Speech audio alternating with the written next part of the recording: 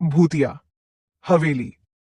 रात का अंधेरा जैसे ही गहरा हुआ, गांव की एक पुरानी हवेली की खिड़कियां अपने आप खुल गईं। हवेली का नाम सुनते ही लोगों के चेहरे पीले पड़ जाते थे। कोई भी यहां रात बिताने की हिम्मत नहीं करता था।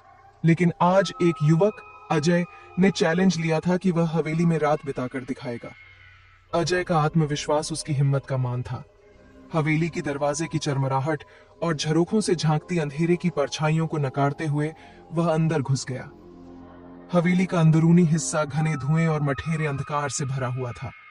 चिरपिंग की आवाजें गूंज रही थीं। हवेली के सबसे बड़े कमरे में जाकर अजय ने अपने बिस्तर को डाल लिया और सोने की कोशिश करने लगा, लेकिन उसे नींद नहीं आ रही थी। तभी अचानक उसके कानों में धीमी चिरपिंग की आवाज आई। वह चौंका और कमरे में झांकने लगा, लेकिन वहां कुछ भी नहीं था। उसने सोचा कि शायद यह उसकी कल्पना थी और फिर से सोने की कोशिश की। कुछ घंटे बाद अजय को लगा जैसे किसी ने उसके बिस्तर को हल्का सा हिला दिया हो। उसने आंखें खोली और देखा कि एक छाया उसके बिस्तर के पास खड़ी थी। वह डर के मारे ठिठक गया। छाया धीरे धीरे उसकी ओर बढ़ रही थी और उसके चेहरे पर एक खौफनाक मुस्कान थी।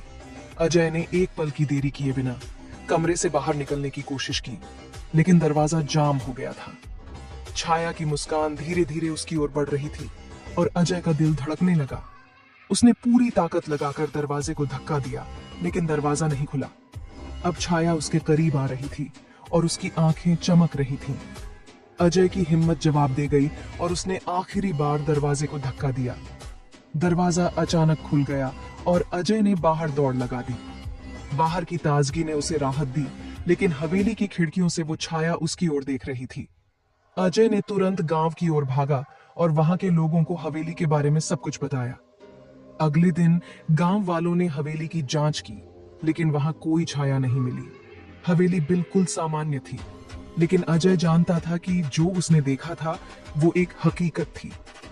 हवेली अब भी खड़ी थी, लेकिन अब वहां कोई भी रात बिताने की हिम्मत नहीं करता था।